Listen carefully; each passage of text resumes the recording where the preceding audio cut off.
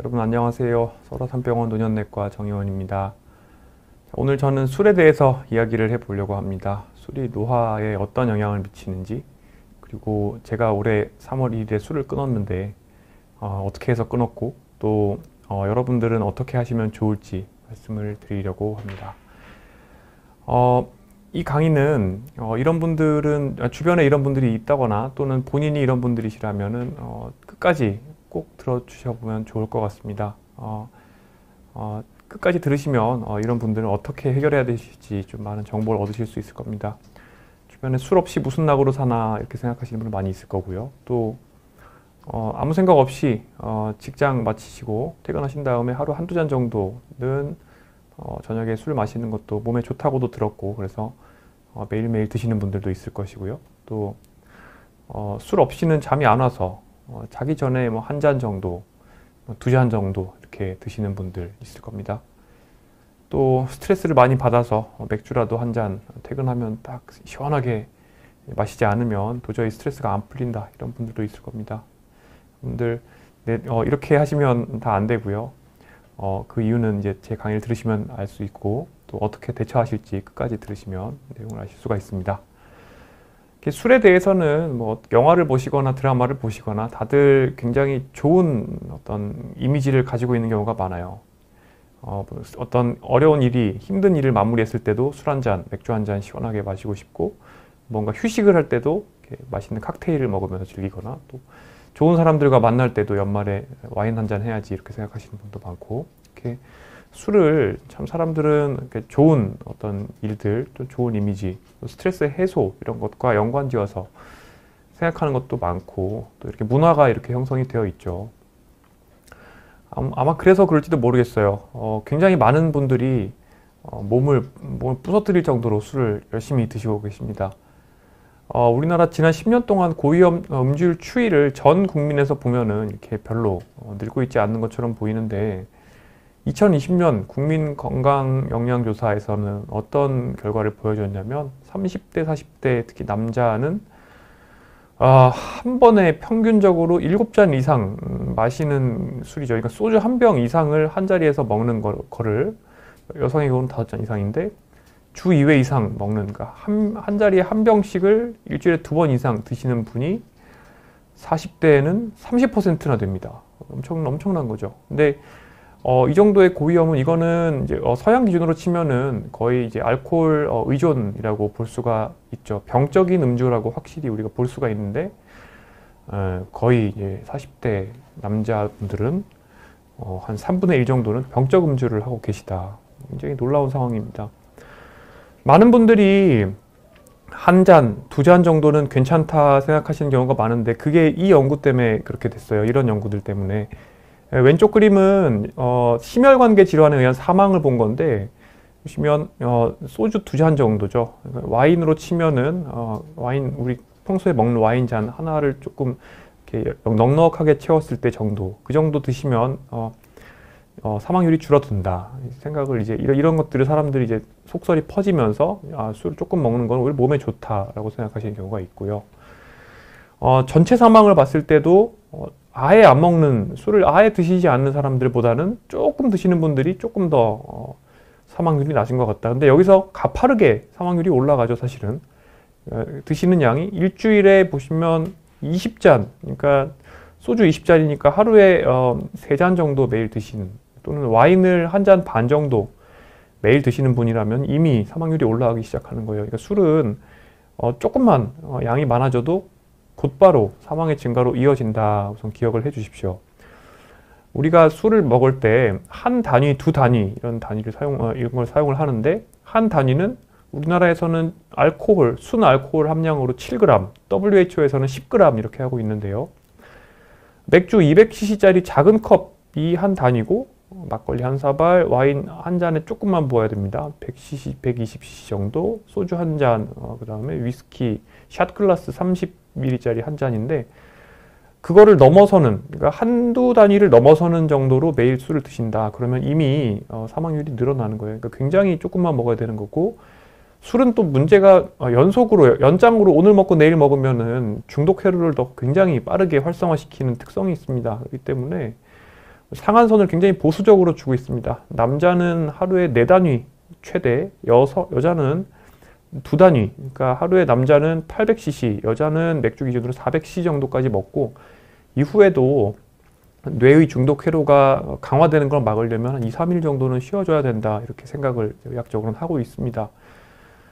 그런데 지금 이제 우리나라 보시면 40대 남자는 3분의 1 정도가 지금 뭐 고위험 음주, 한 번에 7단위 이상을 주 2회 이상 드시는 거. 이 정도면 그러니까 이미 중독 회로가 형성되어 있는 거죠. 그렇게 드시고 있습니다. 근데 자, 술을 그럼 조금 먹는 거는 사망률이 줄어든다 이렇게 지금 알고 계시잖아요. 근데 이 관찰 연구의 함정입니다. 큰 인구 집단에서 술을 아예 못 먹는 사람들이 어떤 사람인지를 우리가 잘 살펴봐야 되는데 술을 전혀 마시지 않는 사람들은 사실은 어떤 인구 집단을 포함하고 있냐. 첫째, 몸이 너무 아파서 못 마시는 사람. 둘째, 술 먹으면 안 되는 약을 먹느라 못 마시는 사람. 셋째, 이미 노쇠해서 몸이 쇠약해져서 못 드시는 분들. 또 마지막으로 음주 문제 때문에 금주를 또는 절주를 단주를 하게 된 사람들이 있겠습니다. 그럼 이런 분들 효과가 아예 안 드시는 분들에 다 들어가 있는 거예요. 그러니까 가장 건강하지 않을 분들이 여기 섞여 있기 때문에 이게 이렇게 떨어지는 걸로 생각을 할 수가 있어서 최근의 연구들을 보면 사실은 아주 소량의, 그러니까 하루 한 잔 정도를 꾸준히 마시는 술도 상당히 노화의 측면 또는 건강의 측면에서는 안 좋을 가능성이 높다 이렇게 생각을 하고 있습니다. 술은 굉장히 강력한 발암물질입니다. 일주일에 총 한 잔도 마시지 않는 사람보다 하루에 한 잔 정도, 그러니까 일주일에 한 잔에서 14잔 정도를 마시는 분들 비교해 보면 이미 암의 발생이 올라갑니다. 그러니까 전체 사망은 차치하고 암만 놓고 보면은 굉장히 소량의 술만 먹더라도 암의 발생 가능성은 쭉 올라간다는 거고요. 또 하나는 술은 굉장히 강력한 치매 만드는 약이라는 겁니다. 저한테 치매를 예방하기 위해서 뇌 영양제를 처방해 주십시오 하면서 오시는 분들이 매우 많습니다. 어떤 분들은 치매 진단 기준에 맞지 않는데도 비급여로 이제 치매약, 그러니까 전문 치매 약물을 드시면서 이런 것들을 처방을 이제 지속해 달라고 오시는 분들도 있습니다. 어떻게 하면 치매 안 걸릴 수 있냐 또 물어오시는 분들도 굉장히 많이 있는데요. 생활 습관 때문에요. 근데 실은 술은 하루 한 잔씩 또는 그 이상을 마시게 되시면 매일 거꾸로 치매 생기는 약, 그러니까 치매약을 거꾸로 먹는 거, 그러니까 뇌 독을 매일 먹는다 이렇게 보시면 되고요. 술을 이렇게 드시면은 그 어떤 뇌 영양제나 전문 치매 약물 이런 것으로도 술의 효과가 극복이 되지 않습니다. 그렇기 때문에 앞으로 사실 사람들이 제일 무서워하는 게 60대, 70대 조기에 인지기능 떨어지는 건데, 인지기능 떨어지게 되면 그 이후에 신체 기능도 떨어지고 요양병원 가시게 되시고 여러 가지 문제들이 생기지 않습니까? 가족분들한테 피해가 되고, 그런 것들을 예방할 수 있는 생활습관 중에 사실 1번이 술을 절주하는 것입니다. 어느 정도 효과가 있는지를 좀 더 자세히 보여드리겠습니다. 제가 논문에 있는 그림을 좀 더 단순하게 가공을 한 건데요. 알코올 의존자, 그러니까 아까 제가 맨 처음에 보여드렸던 지금 40대 남자 30% 정도, 이분들은 다 알코올 의존자입니다.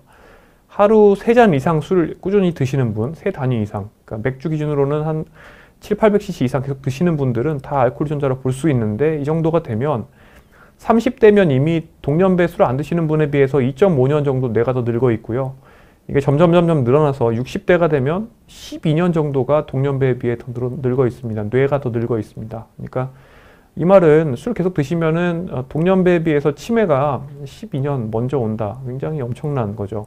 12년 먼저 내가 치매가 될 수 있다라는 거고요. 그러니까 계속 드시는 분들은 60대가 이렇게 되셨음에도 불구하고 계속 드시는 분들은 나는 치매 생겨도 좋다라고 생각하시는 분들인 거고요. 이런 것들은 뇌 영양제로도 절대 회복이 되지 않는다라고 생각을 해주시면 좋겠고, 그래서 주변에 술이 낙이다, 매일매일 반주하셔야 된다 고집하시는 분들 이제 있으시면 제 강의를 반드시 녹화된 걸로 이제 보시게 추천해 주시면 좋겠고요. 뇌 노화 속도를 증가시키는 정도는 굉장히 적은 양을 드셔도 이렇게 현저하게 나타납니다. 이게 옛날에는 술을 하루에 소주 한 병 정도를 최소 한 10년 이상은 마셔야지 뇌가 쪼그라들고 어떤 합병증이 생긴다 이렇게 생각했었어요. 근데 그때는 분석 방법이 좋지가 않았던 건데요. 요새는 이제 사람의 뇌를 자세히 찍어볼 수 있고 그 이미지, 영상을 가지고 뇌가 어느 정도 노화됐는지를 이제 우리가 알 수가 있게 되면서 이런 연구를 할 수가 있게 되는데, 지난 100일 동안 마신 술의 총량이 100단위, 그러니까 하루에 소주 한 잔만 100일 동안 계속 마셨으면 그렇지 않은, 전혀 마시지 않은 사람에 비해서 이것만으로도 2.5년 뇌가 더 늙습니다. 하루에 4잔씩 드셨다. 그러면은 7.5년 늙는 거죠. 그러니까 술은 단기적으로도 먹게 되면은 굉장히 머리가 나빠진다. 기억을 하셔야 되고요. 치매 없는 사람도 그러니까 술을 꾸준히 마시면 지금 치매가 있는 정도의 인지 기능 나타날 수가 있고요. 특히 60대 후반, 70대 초반 되신 분들은 밸런스, 보행장애나 균형 능력 유지하는 능력이 떨어지게 돼서 낙상도 잘 생기게 되고 사고도 많이 납니다. 그리고 주변 사람들한테 여러 가지 또 피해를 끼칠 수가 있겠죠. 자, 술이 낙이다 하시는 분들이 너무 많죠. 그래서 술이 없으면 즐거움이 없다. 그런데 술이 주는 쾌감은 자, 이렇게 술을 복용을 하게 되면 즐거움을 만드는 이제 도파민이 쭉 올라갑니다. 이것이 알코올 농도가 우리 몸속에서 떨어지기 시작하면 그때부터는 도파민이 추락하게 되는데 이때 술이 깰 때는 스트레스 호르몬이 몸에서 굉장히 많이 나오고요. 이때는 스트레스 호르몬이 나오면서 분노를 느끼게 되고 또 여러 가지 결핍감, 우울감, 좌절감, 불안 이런 것들을 느끼게 됩니다. 그런데 술을 마실수록 요거는 점점 줄어들어서 원래는 한 잔으로도 요만큼 쾌감을 느꼈던 분들이 나중에는 한 병을 마셔야 되고 2병을 마셔야 됩니다. 근데 그렇게 마시고 나면은 요 떨어지는 각도는 더 가팔라지고 항상 더 분노와 우울감은 굉장히 더 심해지게 됩니다. 그렇기 때문에 술로는 절대 우리 삶의 쾌락의 양을 늘릴 수 없다라는 것을 기억을 해주시면 좋겠습니다.